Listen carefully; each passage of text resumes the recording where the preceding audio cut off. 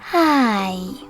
In front of me is LG Q70 and today I would like to show you how you can switch on or off location of this LG.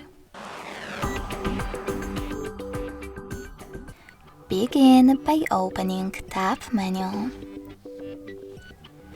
Now you need to look for location icon and when you find it, click on it.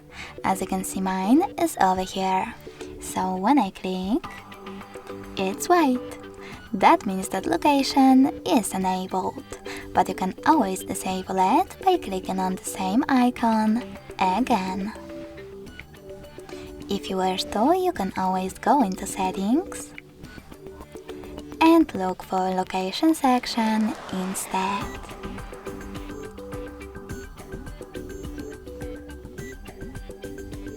Then tap on it and manage location thanks to this switcher at the top.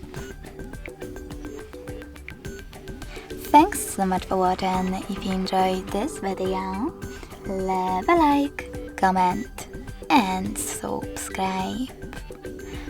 Bye!